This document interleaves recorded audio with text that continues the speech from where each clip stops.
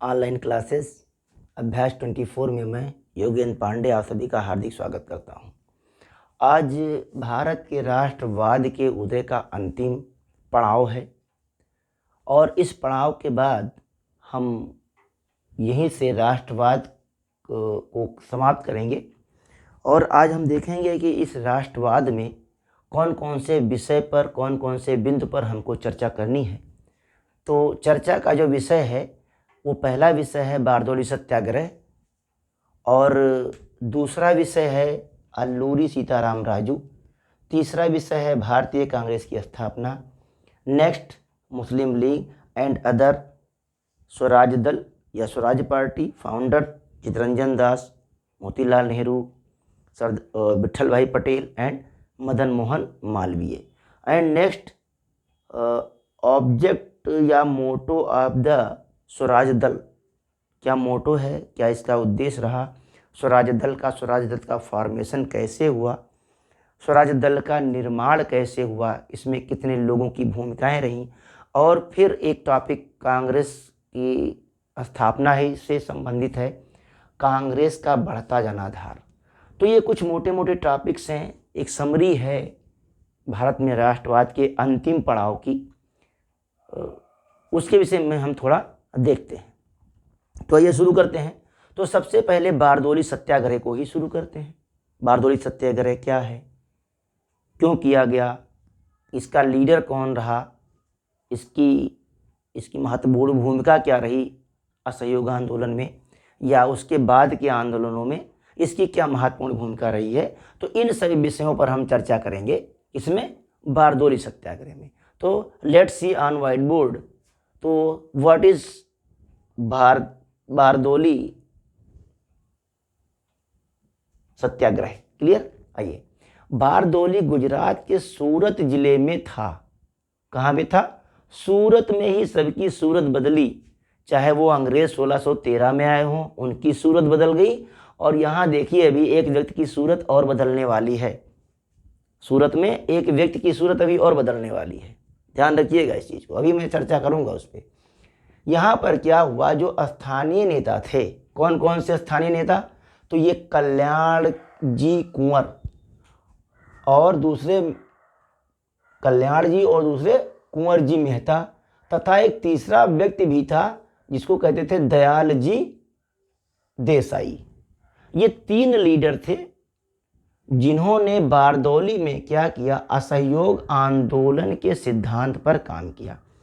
अब main topic ये आता है कि बारदौली आंदोलन क्यों, बात तो यही है कि बारदौली आंदोलन क्यों। तो हुआ क्या कि अंग्रेज सरकार ने बारदौली में लगभग 21% की बढ़ोतरी कर दी टैक्स में। इससे जनता काफ़ी परेशान हो गई, क्योंकि उस समय अकाल की वजह से फसल अच्छी नहीं हुई थी, और ऐसा अकाल संहिता में बताया गया था, जो अंग्रेजों ने खुद इजाद किया था, कि अगर फसल 1/4 से कम होती है तो टैक्स नहीं लिया जाएगा। तो चूंकि किसान वहाँ कह रहे थे कि फसल अच्छी नहीं हुई है, अच्छी कह लीजिए मतलब कि बिल्कुल ना के बराबर हुई है, तो इस तरीके से वो अंग्रेजों को टैक्स देने से मना कर रहे थे। तो और एक चीज़ वहाँ पे था, यहाँ की जो एक जनजात थी काली पराज, वह भी जमींदारों के साथ मिलकर के इस आंदोलन में पार्टिसिपेट कर रही थी। महात्मा गांधी ने इन काली पराज जनजातियों को रानी पराज नाम दिया। पराज का मतलब होता है प्रजा, राजा की जैसे प्रजा होती है वैसे ये काले, काले का मतलब जो आदिवासी थे वो शायद कलर में काले रहे होंगे, इसीलिए इनको काली पराज का नहीं काली प्रजा कहा गया। दूसरा, जो महात्मा गांधी ने इनका नाम बदल के दिया इस बारदौली सत्याग्रह में, वो नाम दिया रानी पराज। अब किसकी प्रजा हो गए लोग? रानी की प्रजा। कौन सी? अरे वही इंग्लैंड वाली रानी भाई, जो जी भारत की महारानी है, थी उस समय इंग्लैंड वाली महारानी, वही रानी की प्रजा। तो इसमें हुआ क्या कि बारदौली की जो काली पराज आदिवासी समूह था, वो मुख्य रूप से दुबला नामक जनजाति थी। कौन सी जनजाति? ये क्वेश्चन आपसे बोर्ड में बन सकता है कि कालीपराज जो समूह था किस जनजाति से संबंध रखता है, तो ये दुबला जनजाति से संबंध रखता है। आप देखोगे कि जो बारदौली सत्याग्रह हुआ उसका जो ड्यूरेशन टाइम है वो 1928 है, 1928।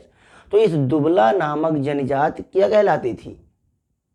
रानी पराज नहीं, काली पराज। रानी पराज तो महात्मा गांधी ने इनको कहा था, प्रमोशन दे दिया। महात्मा गांधी हर व्यक्ति को कुछ ना कुछ नया कर देते थे। आइए देखते हैं, नरिहर पारिख और जुगता राम दवे, ये दो और एक लीडर निकल के आए इसमें। इन्होंने हाली प्रणाली द्वारा होने वाले आदिवासियों के शोषण की जांच की। अब यहाँ देखिए हाली प्रणाली क्या है? हाली प्रणाली का मतलब होता है, आप कहीं नोट कर लें, यहाँ लिखा नहीं मैंने, समझा दे रहा हूँ। मतलब बंधुआ मजदूरी, किसानों को जबरदस्ती मजदूरी खेतों में कराई जाती थी, वही क्या है? हाली प्रणाली है। गुजरात में जो बंधुआ मजदूरी प्रणाली थी उसी को हाली प्रणाली कहते थे। बारदौली में गांधी जी ने कर न देने की अपील की। गांधी जी ने बारदौली में क्या कहा? भाई कर नहीं दो। क्यों? क्योंकि जब उत्पादन नहीं हुआ है, 1/4 से उत्पादन कम है, ऐसे गांधी जी ने नहीं कह दिया।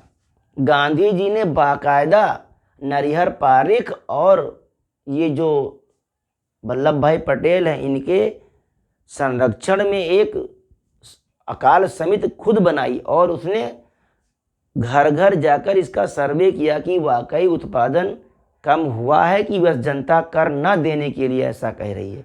तो जो वास्तविक सच्चाई निकल कर सामने आई वो ये रही कि जनता कर देने के लिए तो तैयार थी, जनता कर देना चाहती थी, लेकिन उत्पादन चूंकि 1/4 से कम हुआ था और अंग्रेज़ों द्वारा जो अकाल संहिता फैमाइन कोड बनाया गया था उसमें ये बिल्कुल लिखा हुआ था कि अगर 1/4 से कृषि उत्पादन कम है तो बारदौली या अन्य क्षेत्र के किसान टैक्स पे नहीं करेंगे।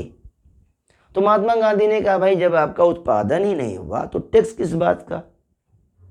तो और यह आंदोलन कर वृद्धि के विरुद्ध था। आप देखिए जब उत्पादन नहीं हुआ तो आंदोलन कर के विरुद्ध ही आएगा। 1928 में इस बारदौली सत्याग्रह की कमान वल्लभ भाई पटेल को सौंपी गई। किसको सौंपी गई? जी सही समझ रहे हैं और सुन रहे हैं, सरदार वल्लभ भाई पटेल। अभी सरदार नहीं है ये, अभी तो केवल वल्लभ भाई पटेल हैं। तो बारदौली सत्याग्रह का सफल नेतृत्व किया इन्होंने। महात्मा गांधी ने जब इनको नेतृत्व सौंपा तो मतलब ये इन्होंने क्या किया, मतलब एकदम लीड रोल में आ गए, मेन फुल फ्रेम में आकर इन्होंने बैटिंग करना शुरू किया और मार छक्का मार चौका उड़ा दिया। सारे अंग्रेजों की बोलती बंद कर दी इन्होंने। जनता खुश, जनता खुश भाई। और फिर यहाँ पर क्या हुआ, बारदौली आंदोलन की सफलता पर, बारदौली आंदोलन की सफलता पर क्या हुआ, यहाँ की महिलाओं ने कहा कि अरे भैया बारदौली की और कहाँ की, बारदौली की महिलाओं ने क्या किया, इनको क्या कहा, यू आर माई लीडर, है ना, क्या कहा, यू आर माई लीडर, तुम हमारे सरदार हो, गब्बर सिंह वाला सरदार, यानी यू आर माई लीडर। अब यहाँ पर क्या हुआ, सूरत बदल गई वल्लभ भाई पटेल की, बदल गई ना भाई, सूरत बदल गई, इनकी सूरत में 4 चांद लग गया। वो 4 चांद क्या था, सरदार बन गए। तो महात्मा गांधी के नेतृत्व में, अगुवाई में बारदौली सत्याग्रह का नेतृत्व किसने किया, सरदार वल्लभ भाई पटेल ने किया। और ये कहाँ हुआ, सूरत में हुआ। ये जो बारदौली कहाँ है, सूरत में है। तो इस सूरत ने वल्लभ भाई पटेल की सूरत बदल दी, 4 चांद लगा दिया। उस 4 चांद में क्या हुआ, इनको सरदार मान लिया। किसने, यहाँ की महिलाओं ने कहा कि आप मेरे सरदार हो। क्लियर। आइए देखते हैं, इस पूरे बारदौली सत्याग्रह पर एक पुस्तक लिखी महादेव देसाई ने। महादेव देसाई ने क्या किया, एक बुक लिख डाली इस पूरी घटना पर, और उस बुक का क्या नाम था, स्टोरी ऑफ बारदौली, इसको याद रखिएगा। हो सकता है कि बोर्ड में आपसे ये 1 नंबर में पूछ ले कि स्टोरी ऑफ बारदौली के लेखक कौन हैं, तो वह है मिस्टर महादेव देसाई। महादेव का लिखिन बारदौली, दो दा यहाँ भी है, दा यहाँ भी है, तो बारदौली महादेव ने कहा कि बहुत हो गया, एक कहानी लिख डालो इस पर पूरी, है ना। देसाई ने कहा कि भाई इस पर एक कहानी बननी चाहिए। किस पे? ये जो लीडरशिप की है सरदार वल्लभ भाई पटेल ने, इस पे तो एक स्टोरी बननी चाहिए। कौन सी स्टोरी? Story of Bardoli. और किसने लिखा? ये महादेव देसाई। तो ये छोटी सी कहानी थी बारदौली सत्याग्रह की। अक्सर 1 नंबर में ये क्वेश्चन पूछता ही है। ध्यान रखेंगे आप कि ये जो सरदार वल्लभ भाई पटेल हैं, इनको लीडर की उपाधि, सरदार की उपाधि किसने और कहाँ और कब दी थी? तो ध्यान रखेंगे, इसका आंसर होगा सूरत की महिलाओं ने, यानी बारदौली की महिलाओं ने 1928 में। ऐसे याद रखिए कि बारदौली में वल्लभ भाई पटेल की सूरत बदल गई। बारदौली में गुजरात का एक हिस्सा था, सूरत में पड़ता था, वहां पर वल्लभ भाई पटेल की क्या हो गई? सूरत बदल गई और सूरत में 4 चांद लगा, सरदार बने जी। आइए देखते हैं दूसरा व्यक्ति कौन है भाई। अल्लूरी सीताराम राजू। ये कौन है?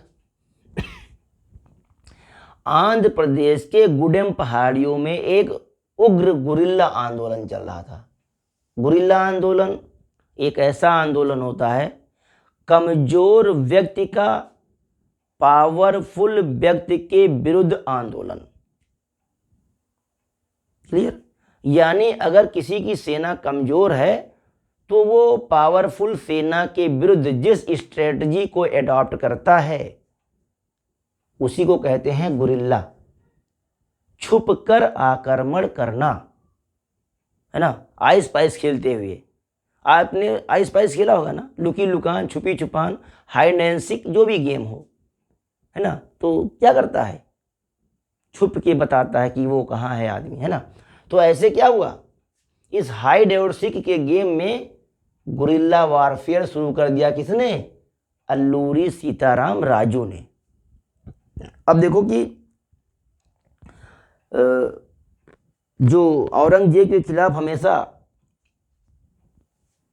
क्या नाम उनका, शिवाजी ने यही गुरिल्ला वारफेयर अडॉप्ट किया था। और औरंगजेब शिवाजी को पहाड़ी चूहा कहा करता था। तो गुरिल्ला आंदोलन किसने शुरू किया? अल्लूरी सीताराम राजू। कहाँ पे भैया? तो ई आंध्र प्रदेश में। यहाँ के लोगों को बेगार करने के लिए जब मजबूर किया गया, आंदोलन शुरू क्यों हुआ, रीजन क्या बना आंदोलन, इस गुरिल्ला आंदोलन का रीजन क्या रहा? क्योंकि यहाँ के लोगों को बेगार करने के लिए, बेगारी करने के लिए मजबूर किया। तो लोगों ने विद्रोह कर दिया। किसके नेतृत्व में? सीताराम जी के। अरे भाई, सीताराम के ही नेतृत्व में तो लोग विद्रोह करते हैं। अब आप देखो, बाली के खिलाफ किसने विद्रोह कर दिया? सुग्रीव ने। लीडर कौन था वहां पर? अरे राम थे भाई। ऐसे याद रखिए कि जो राम के नेतृत्व में विरोध करेगा, विद्रोह करेगा, उसकी विजय निश्चित है। तो अल्लूरी सीताराम राजू के नेतृत्व में आंध्र प्रदेश के लोगों ने विद्रोह कर दिया। जो ऐसे लोग थे जिनको पकड़ करके बेगार कराया जाता था। बेगार राम, सीताराम हमेशा बेगारों के सहयोगी होते हैं। बेगार का मतलब यार जिसका कोई सहारा ना हो। तो राम, सबके सहारे राम ही है ना। दाता एक राम, भिखारी सारी दुनिया। तो इसका मतलब क्या हुआ? ये जो लोग हैं बेगार करने वाले, जिसका कोई सहारा ही ना हो, उसके सहारा कौन है? अरे राम है भाई। जिसका कोई नहीं उसका तो खुदा है यारों, है कि नहीं। तो ये देखिए, बेगार कौन करेगा? जिसके सर पर कोई हाथ रखने वाला नहीं होगा, वही बेगार करेगा। और उसकी सुरक्षा कौन करेगा? जिसका कोई नहीं होता है उसका राम होता है। तो ऐसे याद रखिएगा, आंध्र प्रदेश में जो बेगार मजदूर थे उनका जो विद्रोह हुआ उसका नेतृत्व किसने किया? या अल्लूरी सीताराम राजू। सीताराम राजू ने अंग्रेजों के खिलाफ आंदोलन छेड़ दिया, कहा कि आओ दो दो हाथ हो जाए, आर पार की लड़ाई लड़ेंगे आपसे हम। यहाँ के लोग अल्लूरी सीताराम राजू को ईश्वर, अब देखो ईश्वर, राम को भी हम ईश्वर मानते हैं भाई, राम को क्या मानते हैं? ईश्वर। तो यहाँ भी ईश्वर और वहाँ राम। इसका मतलब अगर ये मान लिया जाए कि आंध्र प्रदेश में जो विद्रोह हुआ वो सीताराम राजू के नेतृत्व में हुआ, और यहाँ के लोगों ने क्या मान लिया? इनको राम, ईश्वर मान लिया, भगवान का अवतार माना। 1924 में इस आंदोलन का दमन कर दिया गया और अल्लूरी अपने लोगों के मध्य हीरो बन गया। अंग्रेजों ने दमन कर दिया, भाई जिसके पास पावर ज़्यादा है तो दमन कर ही देगा। लेकिन क्या हुआ? यहाँ पर वो हीरो बन गया। अरे भाई राम है तो हीरो ही होगा ना, रावण तो हीरो नहीं हो सकता, तो राम है तो हीरो बन गए वो। आइए देखते हैं, सबसे महत्वपूर्ण बिंदु तो अब आ गया। भारतीय राष्ट्रीय कांग्रेस अपने आप में पूरे भारतीय इतिहास का एक टर्निंग पॉइंट। अब इसकी आवश्यकता क्यों पड़ी? हम यहाँ पढ़ सकते हैं कि ये ऐसे ऐसे घटनाएं घटी, इसलिए क्या हुआ? कांग्रेस की स्थापना हो गई। लेकिन ऐसा हुआ क्यों? ऐसा क्यों किया गया? भाई कुछ लोग इसको कहते हैं कि ये सेफ्टी वॉल का सिद्धांत था। ऑक्टेवियन ह्यूम का जीवनी लिखने वाला एक व्यक्ति बेडनबर्न ने अपनी पुस्तक में लिखा है, जो ऑक्टेवियन की ह्यूम की जीवनी है, कि जो कांग्रेस थी वो क्या थी? कांग्रेस ब्रिटिश गवर्नमेंट के लिए सेफ्टी वॉल का काम करती थी। इसीलिए एलन ऑक्टेवियन ह्यूम ने कांग्रेस की स्थापना ही कराई थी कि उस समय समाज में जो धीरे धीरे मतलब बवंडर उठ रहा है, वो बवंडर एकाएक कहीं ब्लास्ट ना हो जाए। इसीलिए हमको एक ऐसा सिस्टम बना देना चाहिए कि वो बवंडर एक रास्ते से आराम से पास आउट हो जाए। इससे क्या होगा? जो समाज का बवंडर है वो नहीं होगा। ऐसा क्यों हुआ? क्योंकि जब 1857 का संग्राम चल रहा था तो उस समय ये एलन महोदय इटावा में पोस्टेड थे, लोक सेवक इटावा में पोस्टेड थे, लोक सेवक के पद पर थे, और इनको लेडीज भेष में अपनी जान बचा के भागना पड़ा इटावा से, सलवार कुर्तम भागे। क्लियर? तो इन्होंने 9 वॉल्यूम की एक किताब लिखी भारतीय राजनीति पर, उस समय कि भारतीय राजनीति में क्या क्या चेंजेस चल रहे हैं, आने वाला समय भारतीय राजनीति का क्या होगा, उस पर इन्होंने 9 वॉल्यूम की एक पुस्तक लिखी। किसने? ऑक्टेवियन ह्यूम ने। और उस पर विशद और गहन चर्चा की डफरिन के साथ। डफरिन डफर था यार, अभी देखना कैसे डफरिन डफर वाला काम। डफर से डफरिन को याद रखो। आज पता नहीं क्यों गला खराब है यार, खांसी आ जाती है बार बार, थोड़ा मैनेज करिएगा। तो डफरिन ने ह्यूम ने 9 वॉल्यूम की किताब लिखी और डफरिन के सामने रखा कि देखो भाई डफरिन, डफरपन मत करना, गधापन मत करना, मैं जो प्लान कर रहा हूँ इसमें आप मेरा कोऑपरेट करो। तो ये जो प्लान है, अरे भाई बाल गंगाधर तिलक ने कहा कि कांग्रेस एलन ऑक्टेवियन ह्यूम के दिमाग की उपज है। बाल गंगाधर तिलक ने कहा कि कांग्रेस किसके दिमाग की उपज है?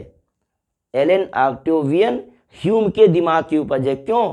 क्योंकि इस समय भारत में जो एक प्रेशर बन रहा है, उस प्रेशर को निकलने के लिए एक संस्था चाहिए, और उस संस्था का निर्माण कांग्रेस के ही रूप में हुआ। देखिए, जैसे मान लीजिए मैं यहाँ आपको समझा दे रहा हूँ, ये देखिए, हम घर में खाना बनाते हैं तो एक प्रेशर कुकर होता है। उस प्रेशर कुकर पे क्या होता है? एक वाल्व लगा होता है, ऐसे एक ढक्कन, ये ढक्कन कैप लगा होता है यहाँ पर, ये देखिए, और इस पे यहाँ इसके नीचे एक वाल्व लगा होता है, और यहाँ पर सीटी लगी होती है। अब चूंकि उस समय सीटी नहीं उठ रही थी, प्रेशर ऊपर से ज़्यादा सरकार का प्रेशर पड़ रहा था और यहाँ पर ये भारत की जनता क्या कर रही है, यहाँ नीचे से प्रेशर बना रही है। तो ऊपर से सरकार का प्रेशर और नीचे से जनता का प्रेशर। अब क्या होगा, ये भारत रूपी कुकर एक दिन ब्लास्ट कर सकता था और दगेगा तब क्या करेगा, सबको नष्ट करेगा।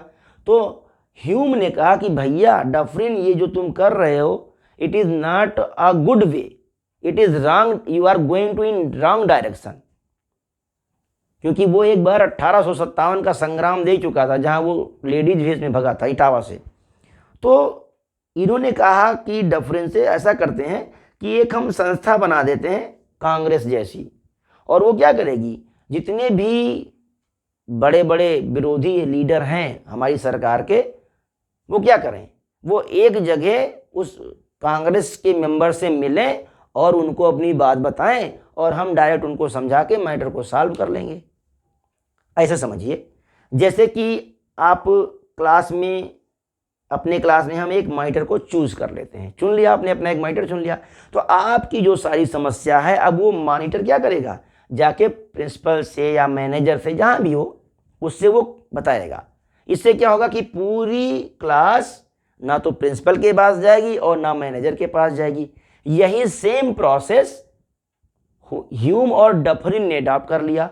उन्होंने कहा कि कांग्रेस की एक संस्था बना देते हैं, उसमें कुछ पढ़े लिखे अच्छे मेंबर होंगे, सदस्य होंगे, जो भारत की जनता की समस्याओं को मेरे सामने तक लाएंगे और उन नेताओं को जो कांग्रेस के लीडर होंगे उनको लाली पाप दे के समझा दिया जाए, अरे ठीक है यार मैं कर दूंगा, आप जाओ, हो जाएगा आपका काम। तो फिर जनता का शिकार डायरेक्ट सरकार को नहीं बनना पड़ेगा। तो कौन बनेगा, अरे ये कांग्रेसी नेता बनेंगे। क्लियर, ये था सेफ्टी वॉल्व का सिद्धांत। किसने दिया, ह्यूम ने दिया। कैसे जान पाए हम लोग, बेडनबर्न ने इनके मरने के बाद जब इनकी जीवनी लिखी, autobiography of Hume written by Wedderburn, और उस जीवनी का अध्ययन किया तिलक ने। तो तिलक ने कहा कि ह्यूम ने जो कांग्रेस की स्थापना की वो सेफ्टी वॉल्व के लिए की, यानी कि जो यहाँ पर अंग्रेज सरकार है वो आसानी से चैन के साथ भारत में क्या करे, शासन करती रहे।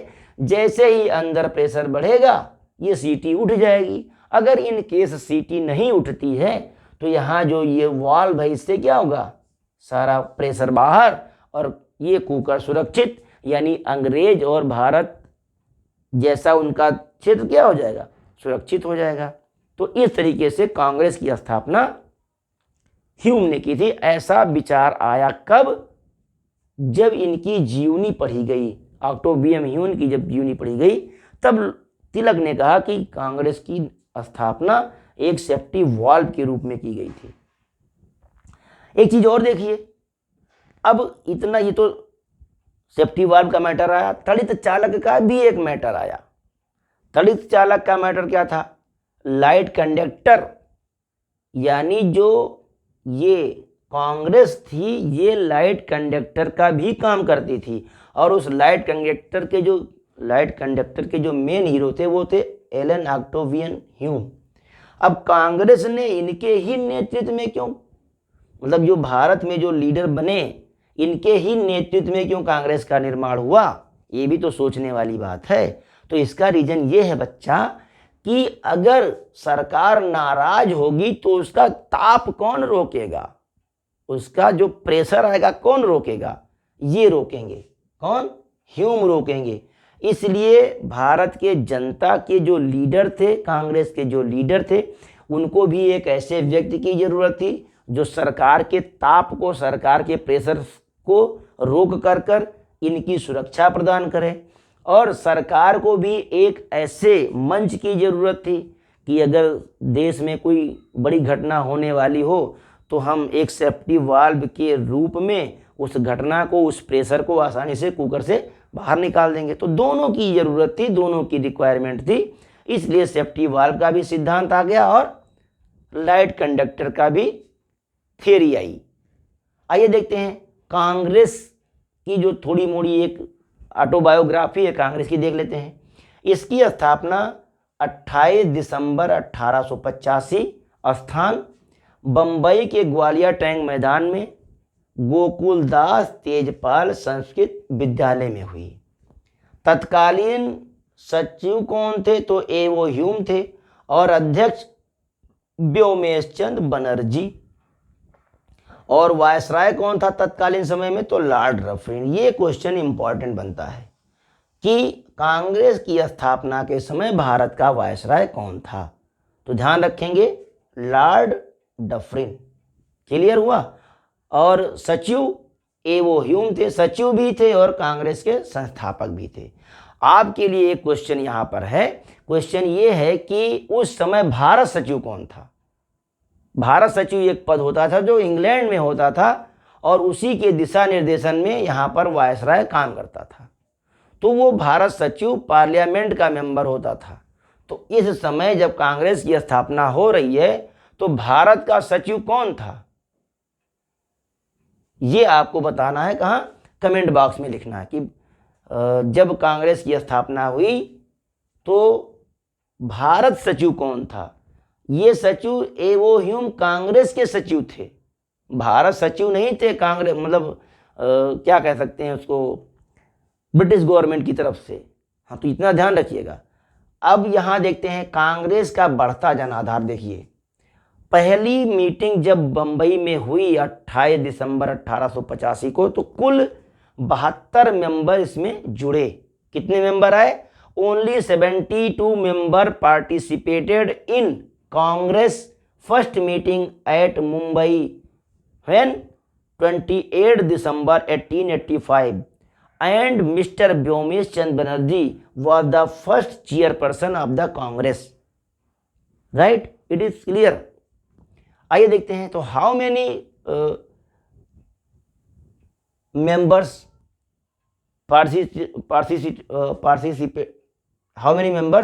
participated in Congress? कितने मेंबर ने पार्टिसिपेट किया? सबसे ज्यादा मेंबर कहां से आए? क्योंकि ये बंबई प्रेसिडेंसी में हो रही थी, तो बंबई प्रेसिडेंसी से सबसे ज्यादा सदस्य कितने आए? 38 मेंबर आए। दूसरा मद्रास से 21 थे। ये 21 है, थोड़ा मैं इसको सही कर दे रहा हूं। 21 मेंबर है ये। तो 21 members participated. From UP only 7 and Bengal 3 and Punjab 3। तो सबसे कम पंजाब और बंगाल से थे। तो कांग्रेस ने सोचा कि हम अब अगली मीटिंग कहाँ ऑर्गेनाइज करेंगे? बंगाल में आएंगे ऑर्गेनाइज करेंगे, यानी कोलकाता में ऑर्गेनाइज करेंगे। तो अगली मीटिंग देखिए कहाँ पर हुई? कोलकाता में हुई। समय 1886, प्लेस कोलकाता। और यहाँ पर अध्यक्ष कौन बना? दादा भाई नौरोजी। यहीं आप नोट कर लें। ये WC बनर्जी पहले ब्राह्मण मेंबर थे, सॉरी ब्राह्मण अध्यक्ष थे। किसके? कांग्रेस के। दूसरे पारसी अध्यक्ष, ये पहले पारसी अध्यक्ष हैं। ये पहले ब्राह्मण है, ये पहले पारसी चेयरपर्सन है। किसके? कांग्रेस के। और यहाँ पर डफरिन ने ये जो 404 मेंबर है ना, इनको अपने बगीचे में बुलाया और पार्टी दी, गार्डन पार्टी की। आइए और डिनर कीजिए और लंच कीजिए, चाय भी पीजिए। मतलब सरकार यहाँ क्या दिखाना चाह रही है कि मैं आपके साथ हूं। क्यों भैया, इतनी दोस्ती काहे मेरे से? इतनी दोस्ती इसलिए कि ये जो सेफ्टी वॉल्व का सिद्धांत है, ये यहां अगर कोई बवाल होगा देश में, तो ये जो कांग्रेस के लीडर हैं ये क्या करेंगे? इस बवाल को क्या करेंगे? रोकेंगे, इनकी बातों को सुनेंगे। और ये लोग क्या करेंगे? सरकार के पास जाएंगे जो ये लीडर हैं, और सरकार इनको क्या करेगी? एक झुनझुना खिलौना पकड़ा देगी, कुछ कहेगी ठीक है यार लो थोड़ा काम कर देता हूँ, बाकी अगली बार देखते हैं। तो थोड़ा लालीपाप इनको मिल जाता था। ये आते थे, इनको समझा देते थे भारतीयों को, तो भारतीय भी शांत हो गए और ये भी शांत। तो इससे सरकार का भी फायदा हुआ, यानी जो ब्लास्ट होना था वो रुक गया, यानी सेफ्टी वॉल्व का काम चल रहा था। तो यहाँ पर डफरिन ने क्या किया? नोट कर लीजिए। डफरिन ने कांग्रेस के मेंबर्स को, कांग्रेस के सदस्यों को गार्डन पार्टी दी। कहाँ पर? कोलकाता वाले मीटिंग में। यहाँ के अध्यक्ष कौन थे? तो दादा भाई नौरोजी। यानी पहले जो ब्राह्मण अध्यक्ष बने वो बनर्जी, पहले जो पारसी अध्यक्ष बने वो नौरोजी, और पहले जो मुस्लिम अध्यक्ष बने वो तैयब जी। बनर्जी, नौरोजी, तैयब जी। बनर्जी, नौरोजी, तैयब जी। बनर्जी, नौरोजी, तैयब जी, बनर्जी, नौरोजी, तैयब जी। इसको थोड़ा देखिए कैसे बनाएंगे, कैसे याद करेंगे, बस ऐसे याद कर लीजिए। बनर्जी, नौरोजी और तैयब जी, यानी 3G। अभी किसका जमाना है? 4G का। अभी क्या है? अभी तो 5G आ गया यार। तो यहाँ पर 3G देखिए, बनर्जी, नौरोजी, तैयब जी, 3G, यानी 1G, 2G, 3G, 3G। 3G याद रखिएगा, मतलब हर में पहले बनर्जी, फिर नौरोजी, फिर तैयब जी। आगे देखते हैं 1200। हाँ, अभी तो मैं इसको देख रहा हूं, ये देखिए यहाँ पर अगला अधिवेशन हुआ मद्रास में। कब हुआ? मद्रास में। स्थान और समय 1887। मद्रास में तीसरा कांग्रेस का मतलब सम्मेलन हुआ। और देखिए मेंबर यहाँ 600 मेंबर हो गए। पहली बार देखो, एक साल पहले मतलब 85 में जब पहली मीटिंग हुई तो how many members participated in Congress? There are only 72 भाई, 72 केवल, बस जी। And next after 1 year increasing the members in Congress participation देखिए कितना हुआ? 404 मेंबर पार्टिसिपेट कर रहे हैं। कहाँ पे? ये मीटिंग कहाँ हुई? कोलकाता। कब? 1886। अध्यक्ष नौरोजी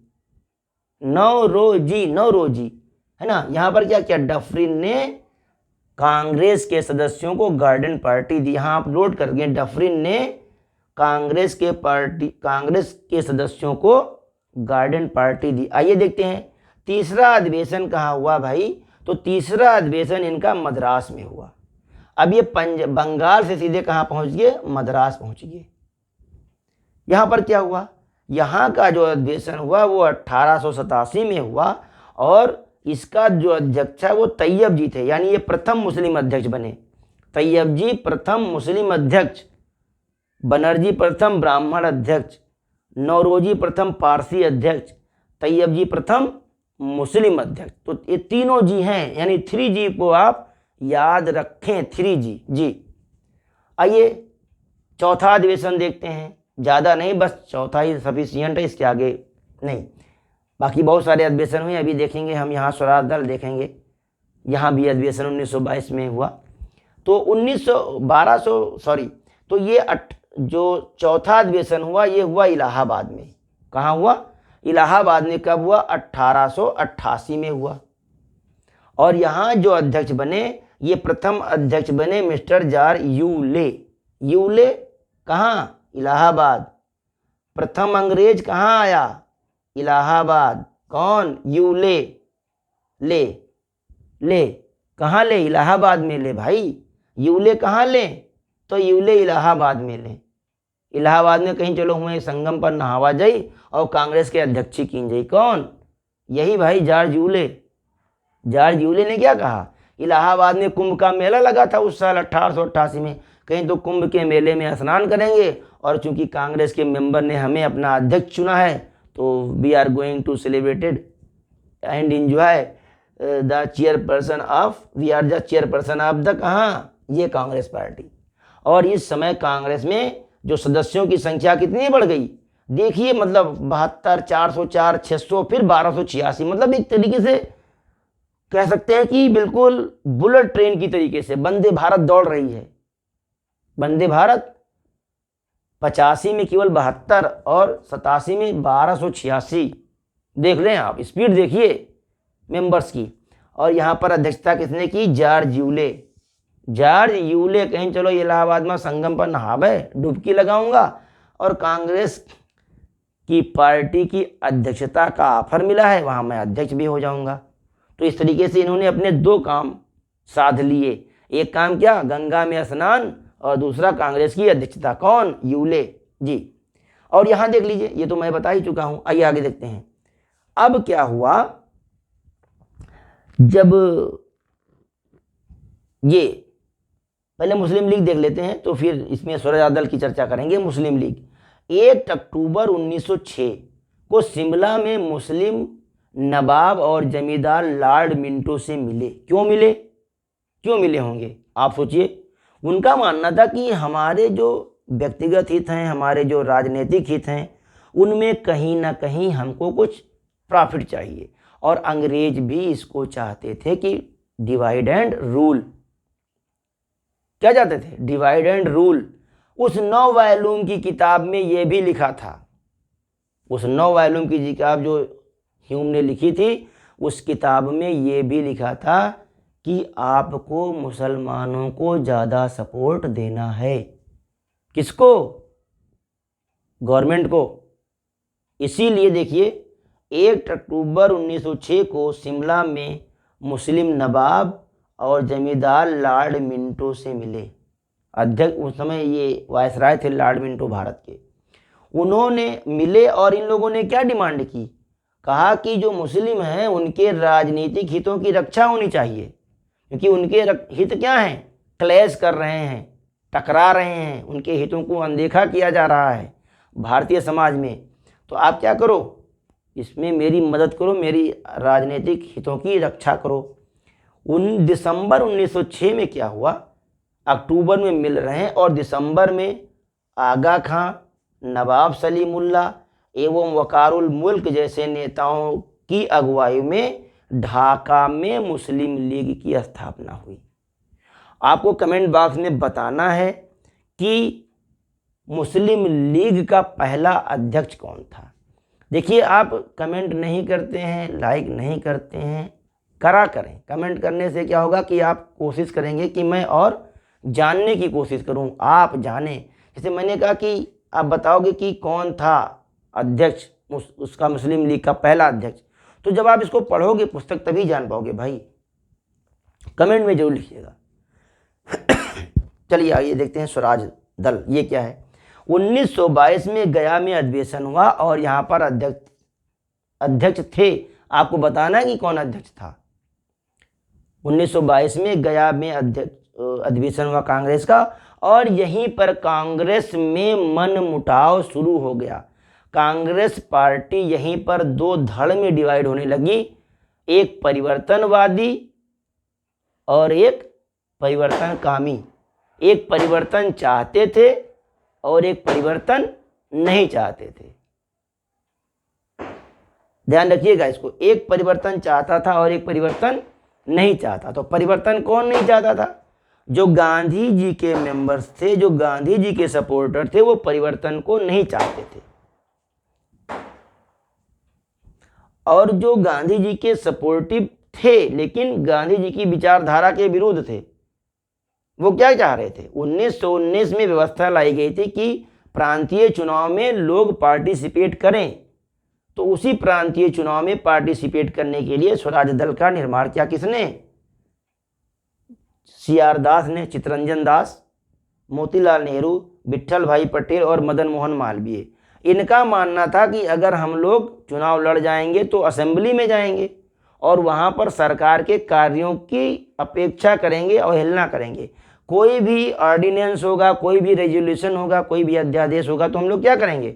नहीं पास आउट होने देंगे। बात तो वही हो गई।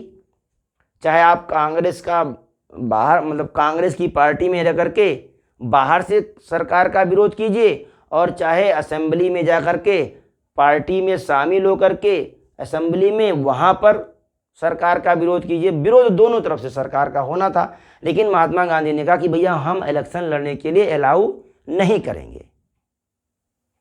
अब चूंकि मोतीलाल नेहरू, विट्ठल भाई पटेल, मदन मोहन मालवीय और चित्तरंजन दास ये लोग पूरी तरीके से प्लान बना चुके थे, तो इन्होंने क्या किया? 1923 में स्वराज दल का गठन कर लिया और स्वराज दल का गठन किया, चुनाव लड़े, चुनाव जीते और असेंबली में पहुंच भी गए, यानी वायसराय की काउंसिल में ये पहुंच गए। और उन्होंने यहाँ पर क्या काम करना शुरू किया? विरोध किसका? रेजुलेशन का, अध्यादेश का, जो सरकार भारतीयों के लिए लाती थी उसका विरोध करना शुरू किया।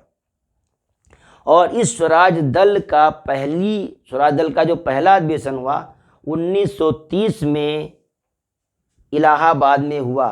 तो इस स्वराज दल का चेयरपर्सन कौन था? 2 चीजें बतानी हैं गया के अधिवेशन में अध्यक्ष कौन था कांग्रेस का, और इलाहाबाद के अधिवेशन में जो स्वराज दल का अधिवेशन हुआ 1923 में, इसकी अध्यक्षता किसने की। ये 2 क्वेश्चन आपको बताने हैं। अब इस स्वराज दल का मेन उद्देश्य क्या रहा। स्वराज दल का उद्देश्य कांग्रेस की तरह स्वराज प्राप्त करना ही था, और परंतु इनके रास्ते अलग थे। किसके? स्वराज दल वालों के। स्वराज दल के नेता सरकार की काउंसिल में प्रवेश करके असहयोग कार्यक्रम को अपनाना और असहयोग को सफल बनाना था। असहयोग कार्यक्रम को अपनाने का क्या मतलब हुआ भैया? मतलब ये हुआ कि सरकार में शामिल रहेंगे, कोई रेजुलेशन आएगा, कोई प्रस्ताव आएगा तो हम क्या करेंगे? उसका बहिष्कार करेंगे, और ना तो वो रेजुलेशन पास होगा, ना वो अध्यादेश पास होगा, ना वो प्रस्ताव पास होगा। इसका मतलब हम सरकार का क्या कर रहे हैं? विरोध कर रहे हैं।